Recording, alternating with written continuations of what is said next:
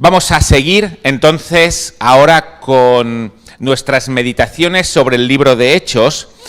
Como sabéis, hemos estado viendo y seguimos viendo a eventos que se narran en el libro de Hechos con dos objetivos. Uno es ver cómo los creyentes, incluso los nuevos creyentes, los que no tenían mucho conocimiento, predicaban la palabra para animarnos a nosotros, y la segunda parte importante es ver el contenido de lo que decían para aprender y que lo podamos decir nosotros también. Pues bien, hoy no vamos a ver ni una cosa ni la otra. Hoy el texto tiene otros énfasis, aunque por supuesto esto está detrás. Pero hoy el texto tiene otro énfasis. ¿Por qué? Porque hoy lo que dice el texto se centra en qué es lo que Dios hace para llegar a las personas. Por supuesto, cuando una persona llega a conocer a Dios, sea quien sea esta persona, detrás está Dios actuando para revelarse a ella y para que le llegue a conocer para salvación. Esto pasa absolutamente en todas las personas, no hay ni una en la que esto no ocurra. Pero el texto de hoy se centra en explicarnos esta intervención de Dios sobrenatural para que cada uno de nosotros, para que cada creyente desde el inicio, y cuando digo desde el inicio no digo desde los apóstoles en el Nuevo Testamento, sino desde el principio de todo, desde Adán y Eva, para que cada uno crea. Detrás está Dios, y esto es lo que vamos a ver hoy. Además, también veremos algo que es especial, porque veremos la entrada del cristianismo, la entrada del evangelio en Europa. Es curioso que normalmente se considera el cristianismo como una religión europea y una religión que Europa ha exportado a diferentes países. El cristianismo floreció aquí, aparentemente, y a través de los siglos ha ido aumentando. Cuando ya se pudo ir a América, pues el famoso Mayflowers fue para allí, también llevó el cristianismo a América, y se considera hoy en día el cristianismo una religión de Occidente, especialmente de Europa, y también de América, y que desde aquí va hacia otros países. Pero el origen no es esto. El cristianismo no es una religión con origen europeo. Es una religión con origen en Oriente Próximo, en Palestina. Es decir, aquí a Europa también es una religión importada. No por esto deja de tener su importancia, y no por esto creemos en lo que dice como absolutamente cierto. Pero la idea de que el cristianismo es una religión europea, hoy veremos que no es así, porque hoy veremos cómo entra en Europa por Pablo y su equipo misionero a través de Grecia. Vamos a meditar hoy en Hechos capítulo 16 y los versículos del 11 al 40. Lo iremos leyendo en pequeñas porciones que yo os iré indicando, y así vamos viendo poco a poco lo que aquí nos enseña. Hechos capítulo 16 del 11 al 40, y ahora leeremos del 11 al 15.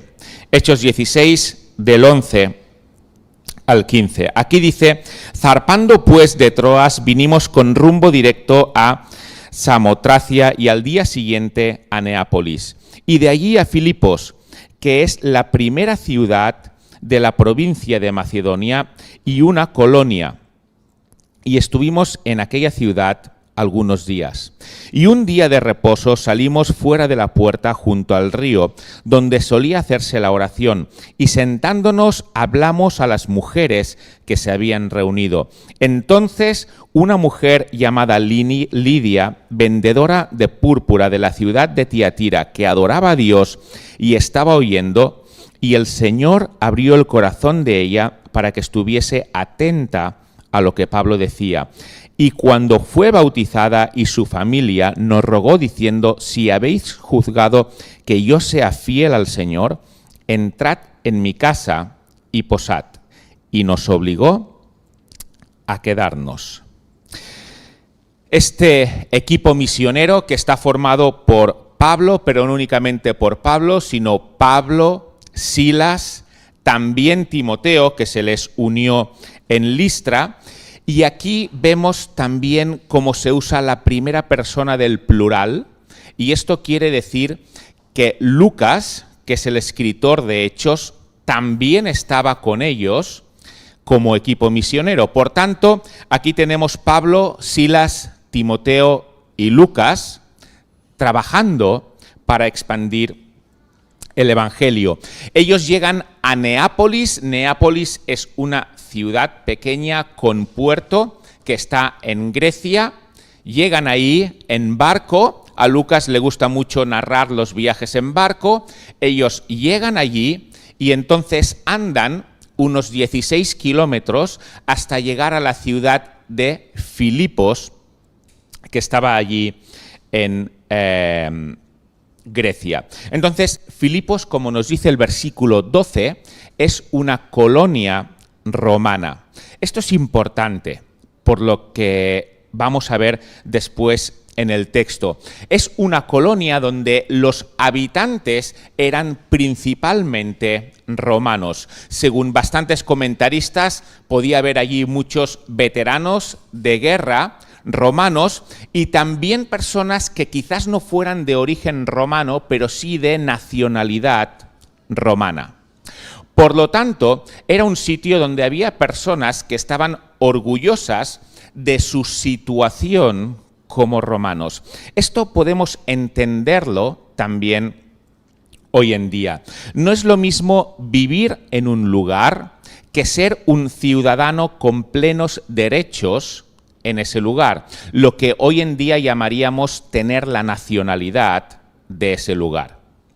Se nota sobre todo mucho, quizás aquí en Europa también, en Estados Unidos también está muy extendido el hecho de que no solo soy residente en Estados Unidos, quizás no solo tengo la Green Card, sino que, cuidado, tengo pasaporte norteamericano.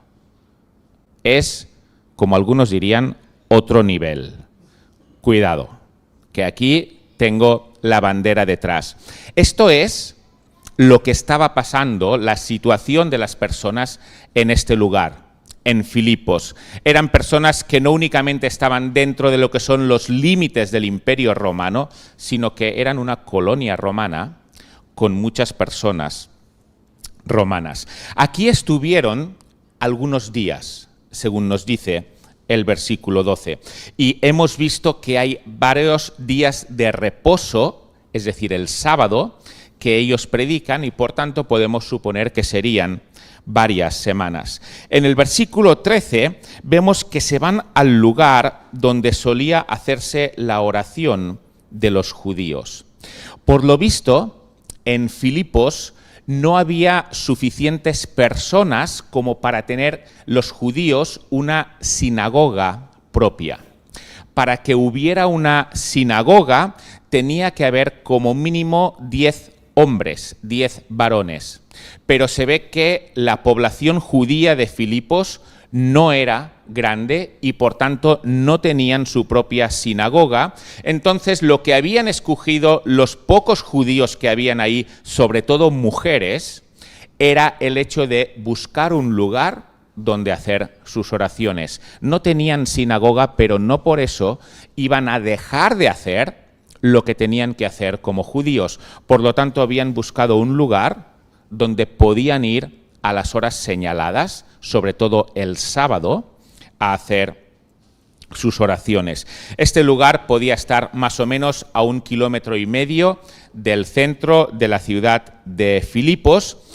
Pablo, como es su estrategia siempre, lo primero que hace cuando va a cualquier lugar, busca donde se reúne su comunidad, que son los judíos. Cuando hay sinagoga, va a la sinagoga siempre. En este caso, que no hay sinagoga, él se va al lugar donde van los suyos, donde van aquellos de los cuales conoce perfectamente la cultura. Y se va donde están los judíos en el momento de la oración. Y ahí se encuentran con una mujer, según hemos leído, que se llama Lidia, de la ciudad de Tiatira. Por tanto, ella no era propia de Filipos, era allí una persona inmigrante, y ella, según el versículo 14, dice que adoraba a Dios.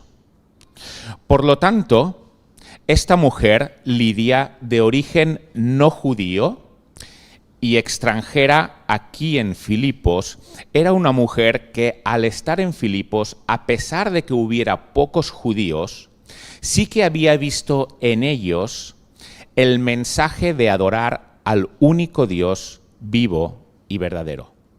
Al único Dios que realmente existe y que ha creado el universo. Grecia estaba llena de dioses, pero los dioses griegos, igual que la mayoría de dioses, no tienen pretensiones que vayan más allá de su pueblo. No pretenden ser dioses universales, ni creadores de todo el mundo. Son un dios, o varios dioses sobre todo, locales. Pero esta mujer, Lidia, había entendido que el Dios de los judíos no era un Dios como el resto. Había visto en el Dios de los judíos el auténtico Dios vivo y verdadero. Y ella, según el versículo 14, adoraba a Dios. Pablo entonces empieza a hablar. No tenemos el contenido de la predicación de Pablo, pero ya hemos visto unos cuantos y por supuesto no se debía desviar de lo que ya hemos visto y de lo que veremos también en otras predicaciones. Y ocurre algo que se necesita que esté detrás de toda palabra para que las personas hagamos clic y conectemos con lo que Dios está diciendo. ¿Qué es esto que ocurrió? Versículo 14. El Señor abrió el corazón de ella para que estuviese atenta a lo que Pablo decía. Ella había iniciado un recorrido espiritual ya hacía tiempo. Ella debía tener inquietud espiritual de ir buscando a Dios y por eso encontró en el Dios de los judíos un Dios que no pretende ser un Dios local, sino que pretende ser un Dios universal para todos. Y ella encontró en este Dios al Dios vivo y verdadero. Pero al igual que Cornelio, ahora tenía que ir más para allá. Había encontrado al auténtico Dios. Lo que ella tenía que encontrar ahora es el camino de salvación que este auténtico Dios ofrece a todas las personas. Y para que ella recibiera este mensaje, tuvo que ocurrir lo que dice el versículo 14. El Señor abrió el corazón de ella para que estuviera atenta. Y lo conoció. Y se salvó. Él abrió el corazón. Y entonces entró dentro de su corazón, escuchando lo que Pablo decía, escuchando sobre el camino de salvación, es decir, el camino para que nuestros pecados sean perdonados y podamos estar en la eternidad con Dios, escuchando que ese camino es a través de Cristo y únicamente a través de Cristo. Ella dijo, esto es lo que he estado buscando.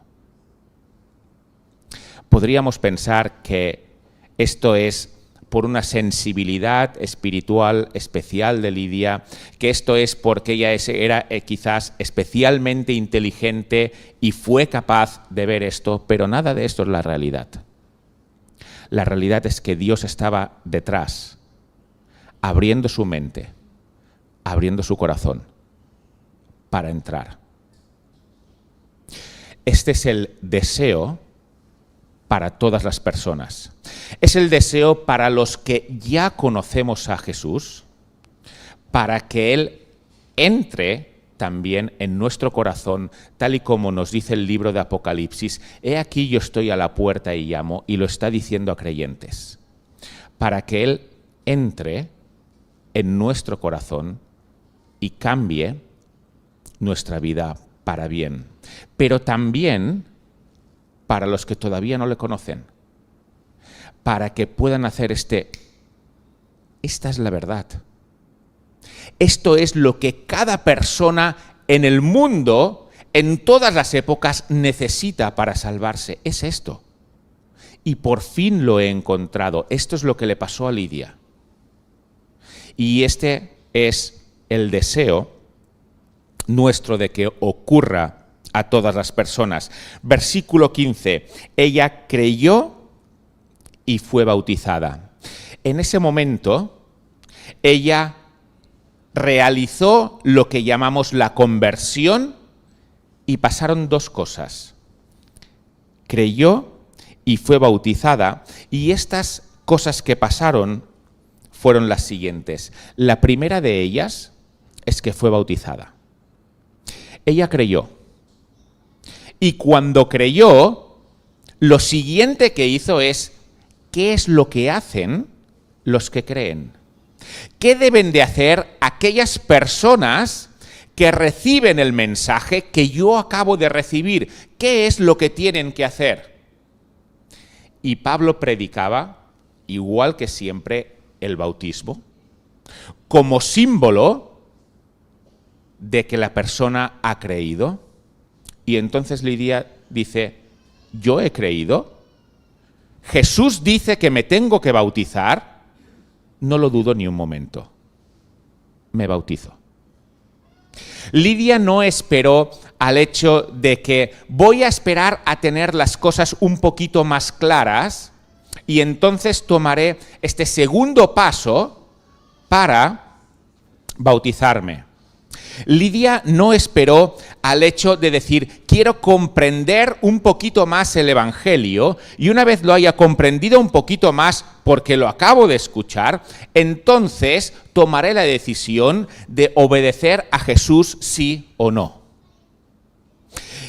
Quizás ella podía haber dicho, bueno, voy a esperar a que Dios me revele más cosas, a ir observando la vida de otros creyentes y entonces veré si me voy a bautizar o no. No. La actitud de alguien que cree de verdad es decir, ¿qué tengo que hacer? ¿Qué hacen los que creen? He creído en Jesús. ¿Qué dice Jesús? ¿Jesús dice que me bautice? Pues me bautizo. Este es una seña de haber creído de forma auténtica. Dice el texto en el versículo 15 que su familia también fue bautizada. Lo que puede haber pasado es que ella compartiera el Evangelio con su familia. Hijos, no lo sabemos. ¿Era viuda? Tampoco lo sabemos. ¿Con quién lo compartió exactamente? No lo sabemos. Probablemente tendría servidumbre en su casa y también se podían haber bautizado. No sabemos quiénes, pero ella compartió el Evangelio, lo creyeron y también se bautizaron.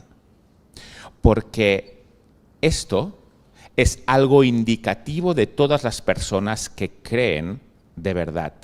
Creen y obedecen. Y el siguiente paso después de creer es el bautismo. Pero hemos hablado de dos señas que ocurrieron con Lidia. La primera de ellas es el bautismo, lo acabamos de ver. Ella cree y obedece directamente bautizándose. ¿Cuál es la segunda? La segunda es que pone sus recursos para poder ayudar a los misioneros y al servicio del Evangelio. Vemos en el versículo 15 que dice, nos rogó diciendo si habéis juzgado que yo sea fiel al Señor, entrad en mi casa y posad. Y nos obligó a quedarnos. ¿Alguna vez habéis hecho una invitación por compromiso?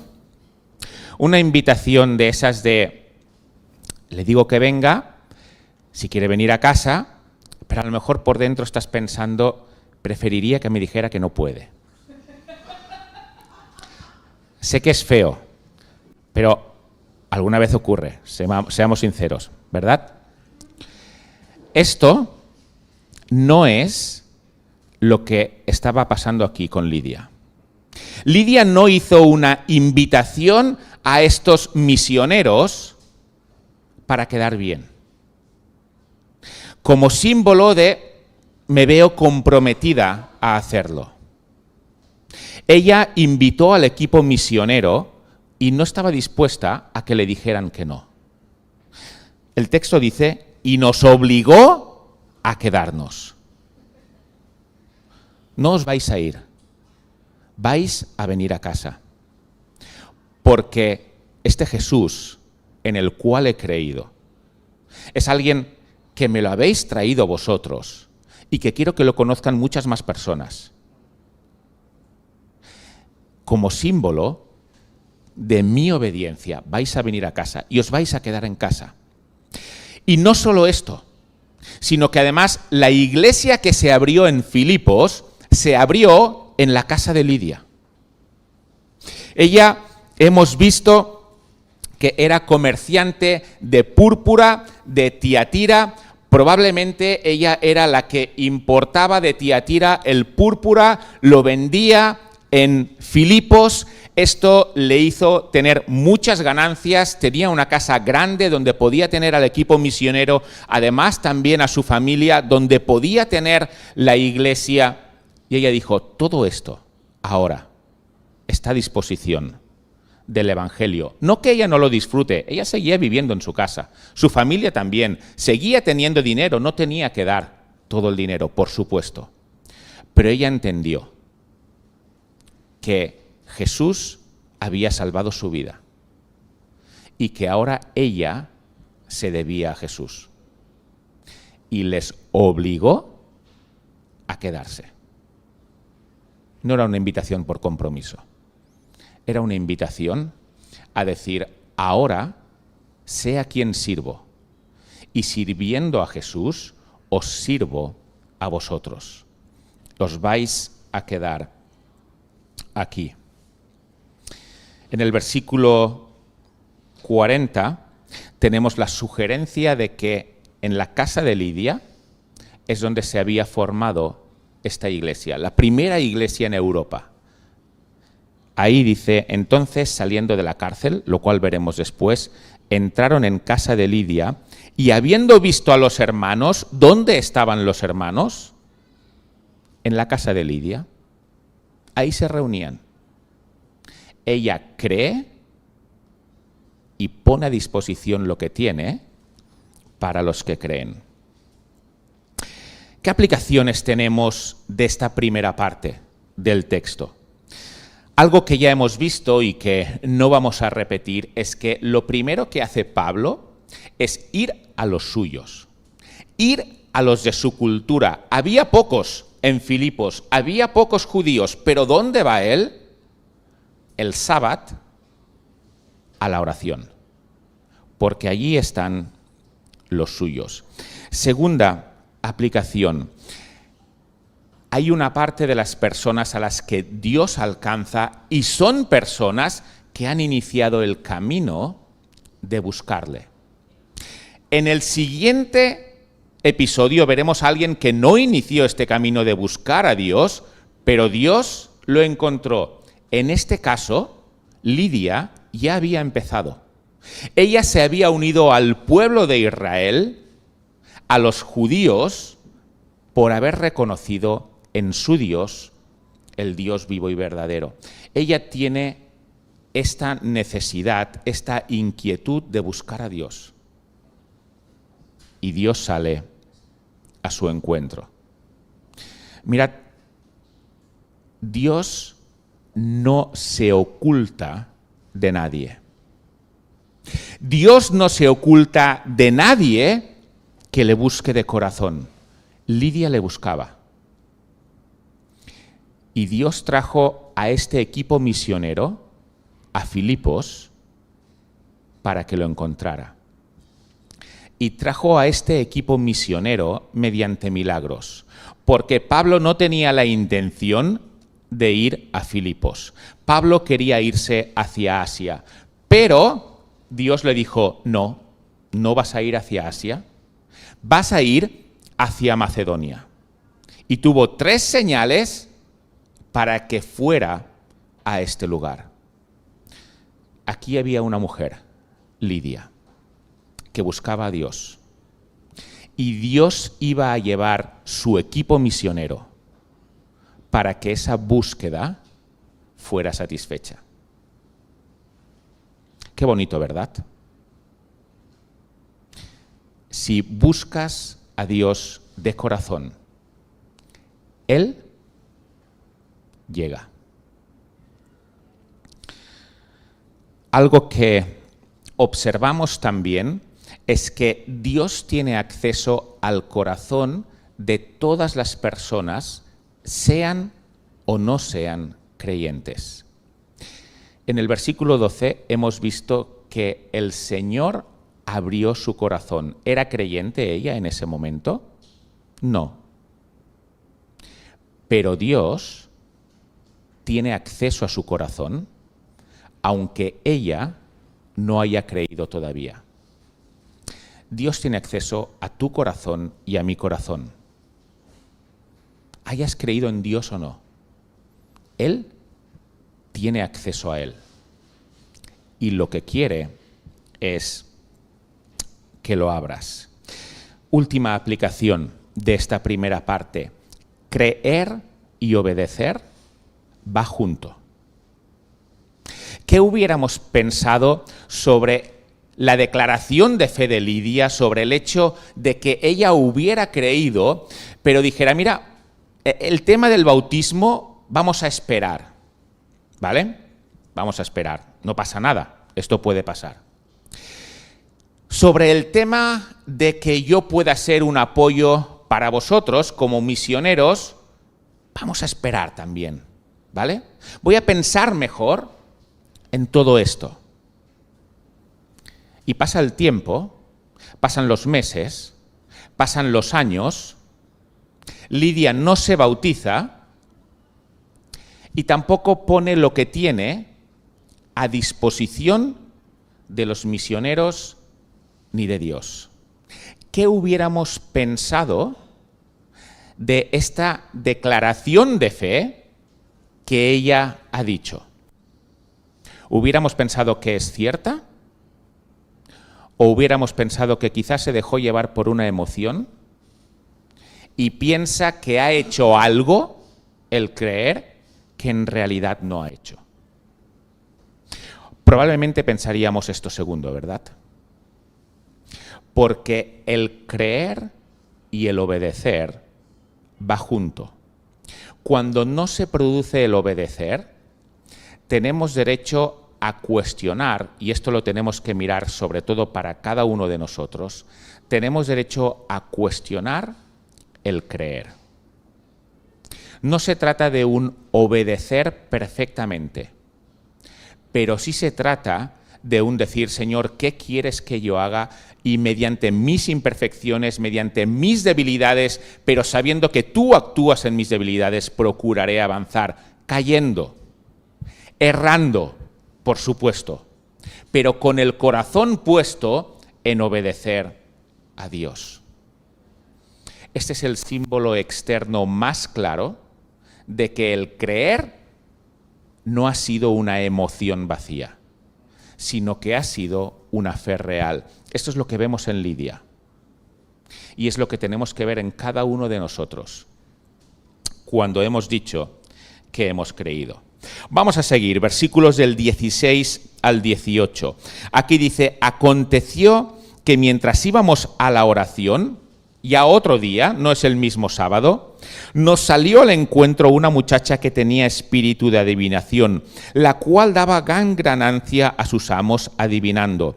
Esta, siguiendo a Pablo y a nosotros, daba voces diciendo: estos hombres son siervos del Dios Altísimo, quienes os anuncian el camino de salvación. Y esto lo hacía por muchos días.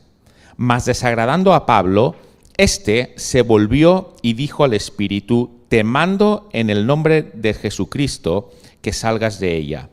Y salió en aquella misma hora.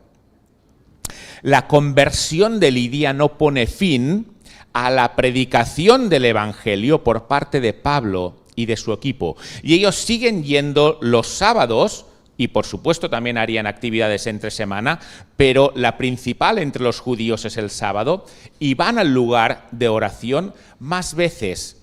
Y una de estas veces, y otra de estas veces, ahí hay una muchacha que podía adivinar el futuro, y aquí no estamos hablando de algo que sea una falsedad, no era una falsa vidente, no era una de estas que te dice que puede predecir el futuro, pero lo único que hace es hablar de forma general, de manera que casi acertaría con cualquiera y te piensas que está adivinando el futuro. Aquí estamos hablando de una muchacha que estaba poseída y que por tanto de verdad adivinaba el futuro. Y esta muchacha lo que hace es, según vemos en el versículo 17, decir: estos hombres son siervos del Dios Altísimo, quienes os anuncian el camino de salvación. Esto era cierto. Esto que esta muchacha está diciendo de Pablo y de su equipo era cierto. Entonces, parece que lo que hace es estar ayudando a Pablo y a su equipo, dándoles credibilidad. ¿Por qué Pablo tiene que hacer callar a una muchacha que lo que hace es decir: estos hombres os están trayendo el camino de salvación y son siervos del Dios Altísimo? Esto es cierto. Y además esta muchacha tenía credibilidad porque adivinaba el futuro. Por tanto, podía hacer que otras personas dijeran: pues vamos a ver qué es lo que dice Pablo. Pero Pablo no se toma las palabras de esta muchacha como una propaganda buena para su trabajo. Y hace lo contrario. Él lo que hace es que la exhortiza, le saca el diablo que tiene dentro, le saca el espíritu que tiene dentro, y de esta manera esta muchacha ya no tiene la capacidad de adivinar. ¿Por qué hace esto Pablo? Cuando en principio podría parecer favorable tener la propaganda de esta muchacha a su favor. El mismo Pablo, escribiendo a los Corintios, en la segunda carta a los Corintios, en el capítulo 6 y en el versículo 14, dice: ¿qué comunión tienen la luz con las tinieblas? Ninguna. El mundo del espiritismo, el mundo diabólico, es opuesto al mundo de la luz, que es el mundo de Dios.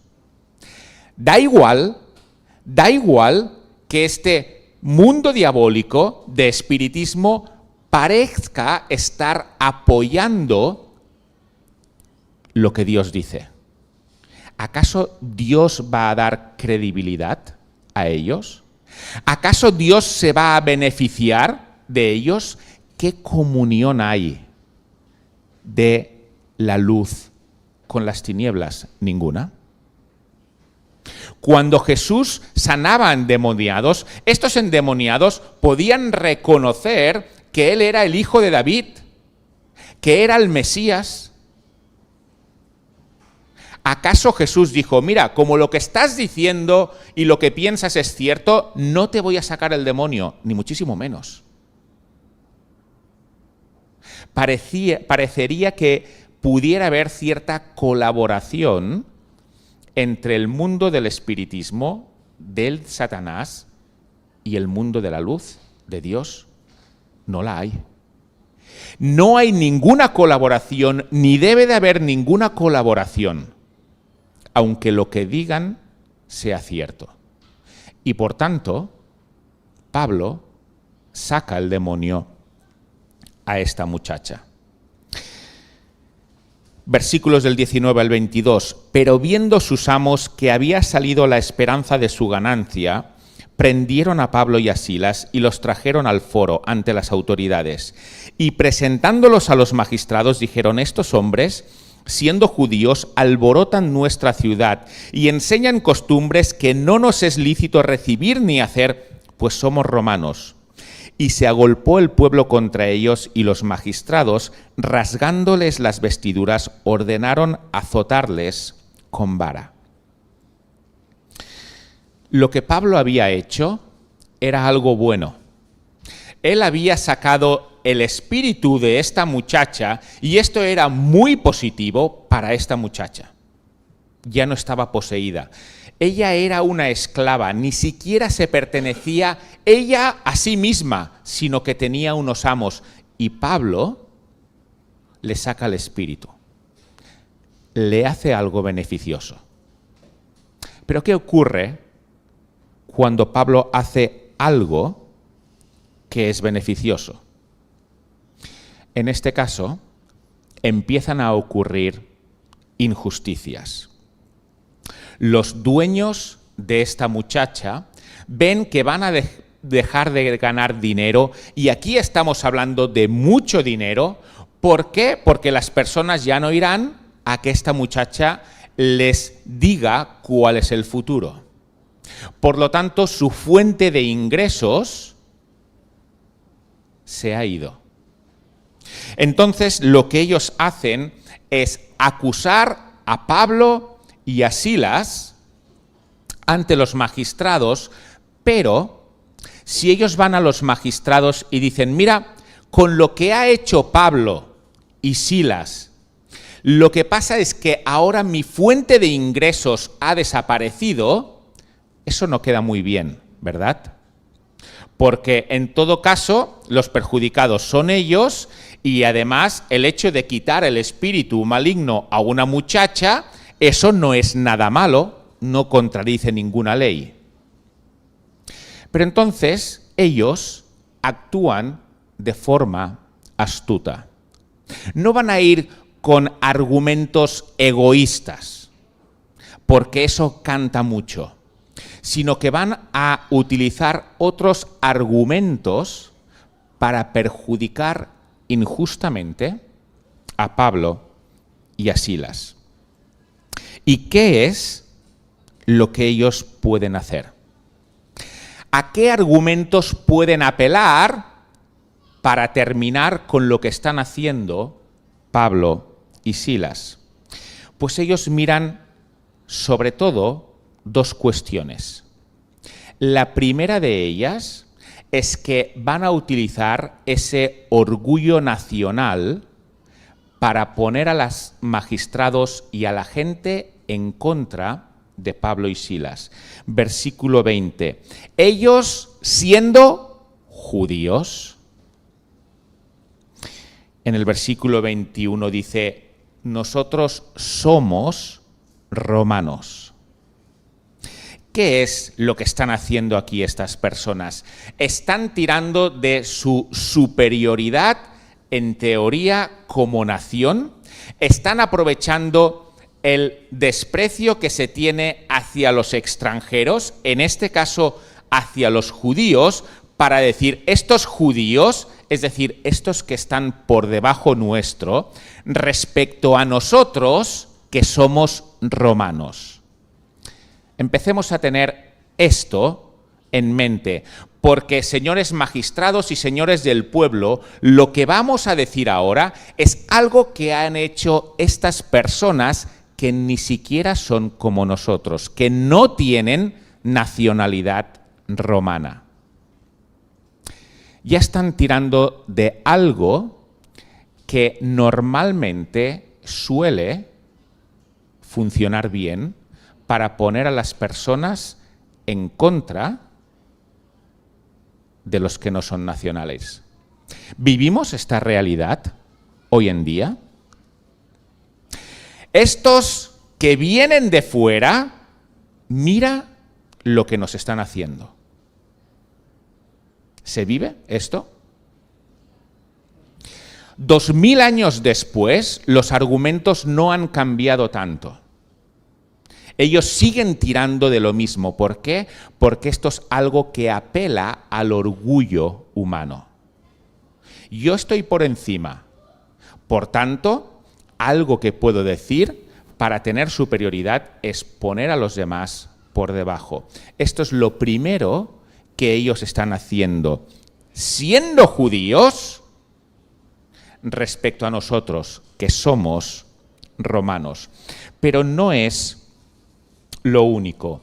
Ellos dicen en el versículo 20, alborotan nuestra ciudad y enseñan costumbres que no nos es lícito recibir ni hacer, pues somos romanos. La acusación no era cierta. Ellos no estaban alborotando la ciudad, ellos estaban predicando el Evangelio, pero no estaban alborotando ninguna ciudad.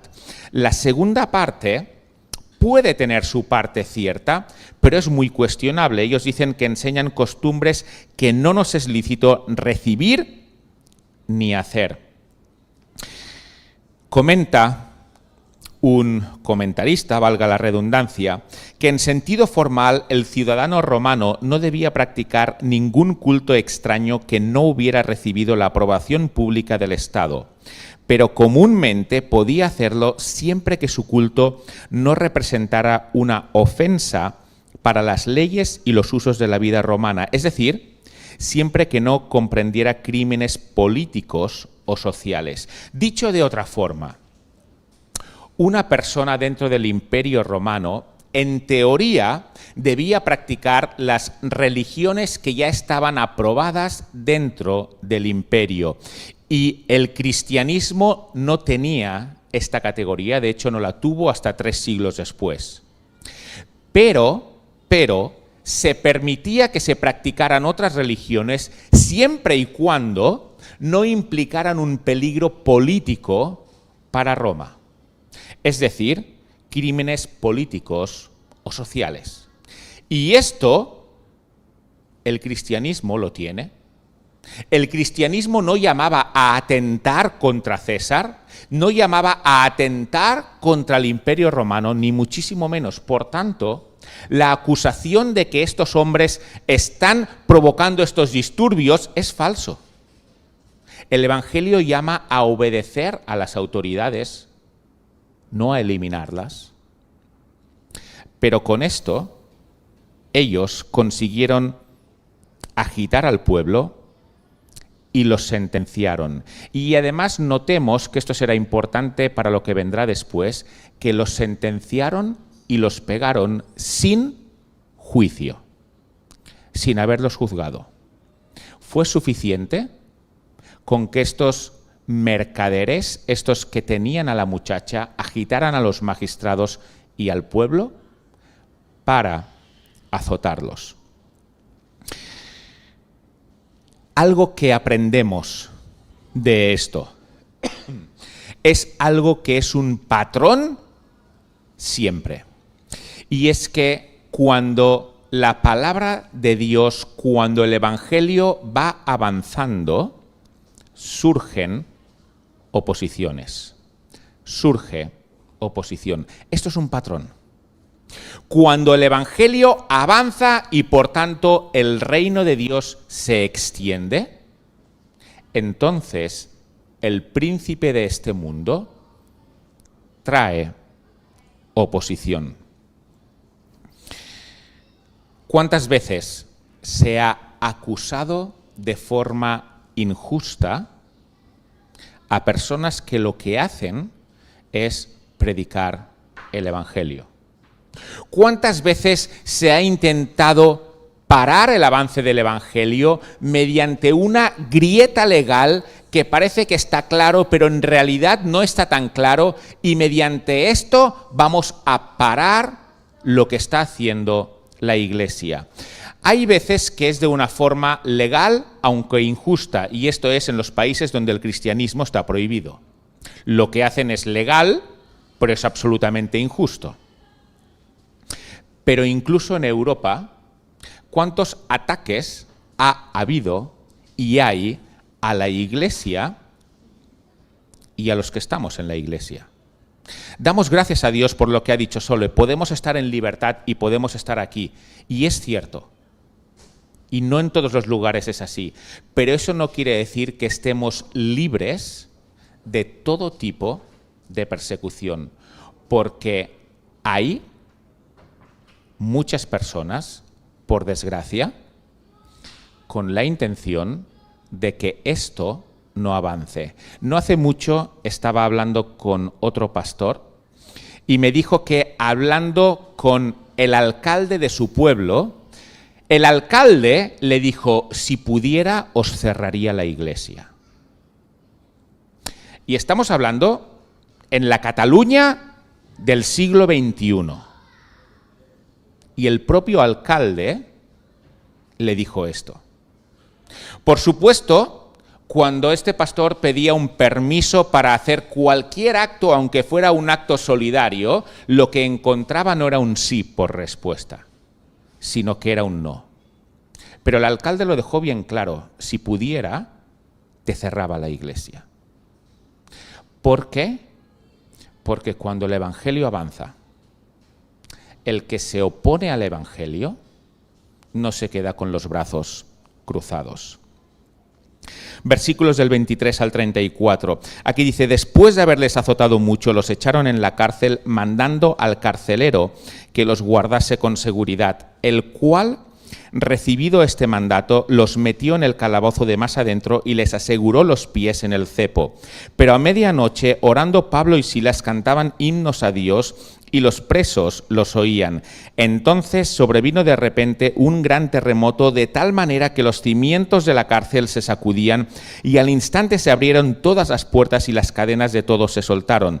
Despertando el carcelero y viendo abiertas las puertas de la cárcel, sacó la espada y se iba a matar, pero pensando que los presos habían huido. Mas Pablo clamó a gran voz diciendo: no te hagas ningún mal, pues todos estamos aquí. Entonces, pidiendo luz, se precipitó dentro y temblando se postró a los pies de Pablo y Silas, y sacándolos les dijo: señores, ¿qué debo hacer para ser salvo? Ellos dijeron: cree en el Señor Jesucristo y serás salvo tú y tu casa. Y le hablaron la palabra del Señor a él y a todos los que estaban en su casa. Y él, tomándolos en aquella misma noche, hora de la noche, les lavó las heridas y enseguida se bautizó él con todos los suyos. Y llevándolos a su casa, les puso la mesa y se regocijó con toda su casa de haber creído a Dios. Después de azotarles, los meten en la cárcel y lo que quieren es asegurarse de que no se van a escapar. Y por tanto, dan esta orden al carcelero y el carcelero los mete al final del todo, y no estamos hablando de las cárceles de hoy en día, sino que estamos hablando de una cueva. Los mete al final del todo y los mete atados por los pies. Imaginémonos la situación. Ellos acaban de ser golpeados con varas, y no poco, y después de esto los meten al fondo de una cueva y les atan de los pies. ¿Cómo deberían de estar? ¿Qué sería lo normal de escuchar de ellos? Gritos de dolor. Yo hoy no he dormido en mi cama y ¿No es lo mismo? ¿De verdad no era para hacer gritos de dolor? Pero no es lo mismo.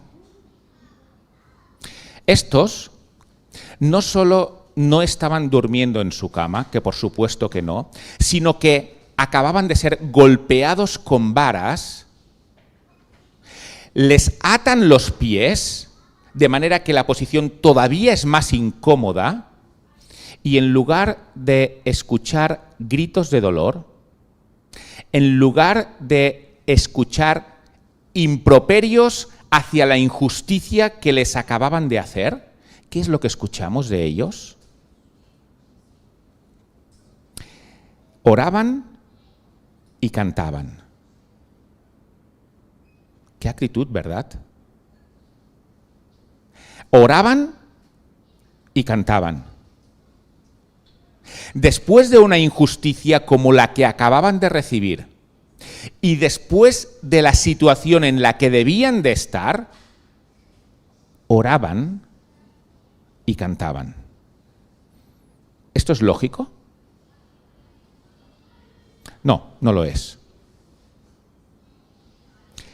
Pero Dios trae estas transformaciones. ¿Qué es lo que haría cualquier persona, y me atrevo a decir, lo que haríamos muchos de los cristianos en esta situación? Posiblemente yo me estaría regodeando en la injusticia que acabo de recibir. Yo estaría en mi mente diciendo, ¿cómo puedo haber recibido esta injusticia? Y posiblemente, si estando en la cárcel fuera la situación de hoy en día y tuviera ahí un iPhone 14, lo que haría sería, ponte de lado, Silas, que te voy a hacer una foto a esta herida de las varas, vamos a publicarlo para que todo el mundo vea la injusticia que estamos sufriendo por el Evangelio. Mira, así sale mejor. Ponte. Ya verás cómo van a republicar esto muchas veces. Esto sería lo normal. Esto sería lo que nos sale de nuestra mente y de nuestro corazón. Mira lo que me han hecho. Mira que me han cerrado el Facebook. Publicar las injusticias. Pero ¿qué hace el Insta de Pablo y de Silas? ¿Fotos de heridas? El Insta de Pablo y de Silas tiene oraciones y cánticos. Esto es lo que tiene. Vaya hombres, ¿eh? Vaya corazón cambiado. Porque Pablo no era así. Ni Silas, aunque no lo conocemos de antes. Pero no eran así. Pablo se enervaba ante las injusticias. Pero ahora es alguien que cuando escribe después la carta a los filipenses, habla de los sufrimientos de Cristo como algo que a él también le corresponde. Y cuando escribe a los corintios, también habla en estos términos. Injusticia, dolor, igual a cánticos y oraciones. Esta ecuación no existe en un mundo que no tenga una vida transformada por Jesús. De hecho, esta ecuación es una locura, a no ser que nuestro Señor sea alguien que haya sufrido. Pero para Pablo y para Silas, esta ecuación es lo que sale de su corazón. Hay un terremoto las paredes se remueven, por supuesto las puertas, los cepos, todo está enganchado a la roca. Si la roca se remueve, todo eso se cae y por tanto los presos quedan libres.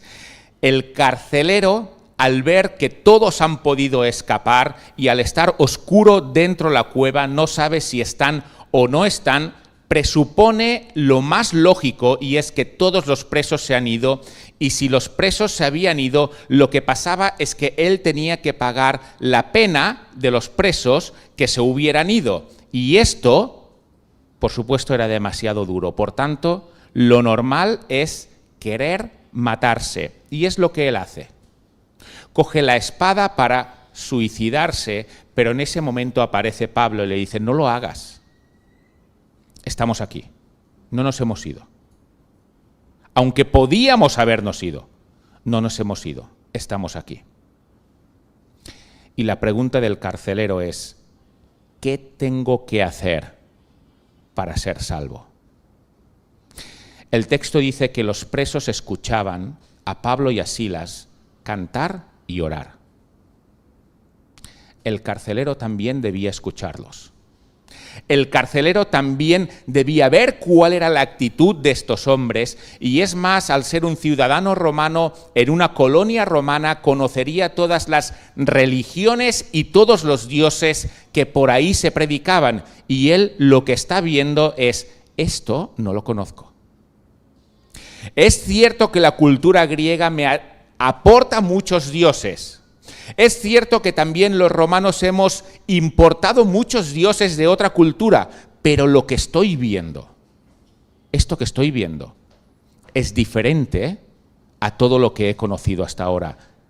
Y alguien como él debía haber conocido mucho. Probablemente debía ser un veterano de guerra que los ponían después a cuidar la cárcel. Por tanto, era un funcionario romano y había recorrido el imperio y había recorrido muchos lugares donde podía haber observado muchos dioses y creencias diferentes. Pero él admite que lo que está viendo ahora es diferente a todo lo que ha visto hasta ese momento.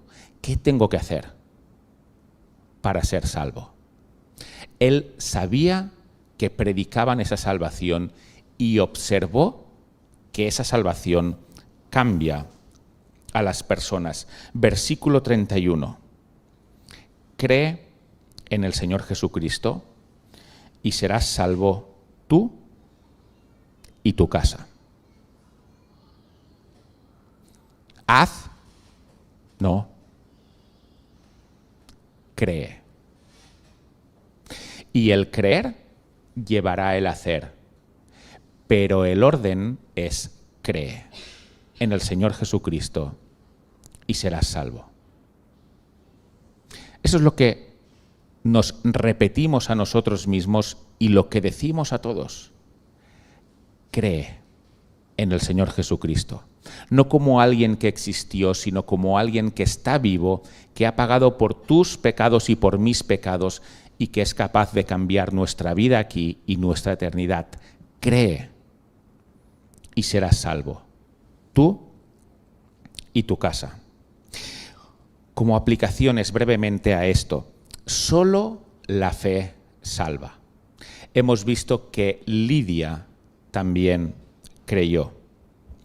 Segunda aplicación: ¿cuántas veces la fe entra en la familia por una persona? Aquí el texto dice: cree en el Señor Jesucristo y serás salvo tú y tu casa. Repasemos nuestro árbol genealógico cristiano, si es que lo tenemos. ¿Cuántas veces ha habido una conversión de golpe de toda la familia? Ha ocurrido algunas veces, pero no es lo más común. Lo más común es que haya uno que haga clic, como Lidia, como el carcelero. Este uno va a casa, lo explica, y los demás pueden creer o no creer, pero a la larga la mayor parte, reconocen la autenticidad del mensaje y creen. ¿Cuántas veces? Pensadlo en vuestras propias familias. En la mía fue así. Una persona, por parte de la familia de mi madre, de hecho mi madre. Otra, por parte de la de mi padre. Y al final, la casa es salva. En este caso, es un carcelero que simplemente estaba haciendo su trabajo el que se encuentra con el Señor. No es una Lidia que llevaba tiempo buscando y que ya se había acercado a Dios. En este caso tenemos a alguien que no ha demostrado que sepamos hasta este momento ningún interés por Dios. Pero a estos, a los que tampoco han demostrado nunca ningún interés por Dios, Dios se acerca, les habla. Y terminan siendo salvos. Aunque sea una comparación no directa de lo que el texto está diciendo, creo que es válida. ¿Cuántas veces las personas creemos por un terremoto en nuestra vida? No porque haya habido un terremoto físico, sino porque hay un terremoto en nuestras vidas que nos lleva a clamar a Dios. Los terremotos, cuando nos acercan a Dios, son una bendición, a pesar de la destrucción que puede haber. Vamos a finalizar aquí la exposición de hoy. Deciros que termina con el equipo misionero yéndose hacia Tesalónica, habiendo también asentado a la iglesia aquí en Filipos. Esta iglesia será probablemente la iglesia más querida por parte de Pablo. Por supuesto, Pablo ama a todos los creyentes, ya sea que estén en Filipos, en Tesalónica, en Galacia, en Éfeso, en Corinto, donde sea, los ama a todos. Pero hay iglesias que son una fuente de quebraderos de cabeza para Pablo, como Galacia, como Corinto. Y hay iglesias que son un bálsamo para Pablo. Y la iglesia que probablemente fue la bálsamo número 1 para Pablo fue esta, fue Filipos, quienes después colaboraron con él, mandándole ayuda económica para que pudiera hablar también a otros. Y así es como el Evangelio ha entrado en Europa. Tenemos que dar gracias, ¿verdad?, por esta Lidia, por este carcelero, por todos estos que abrieron su corazón y su casa para que hoy podamos estar aquí hablando de la misma salvación. Cree en el Señor Jesucristo y serás salvo tú y tu casa. Pues que Él nos bendiga.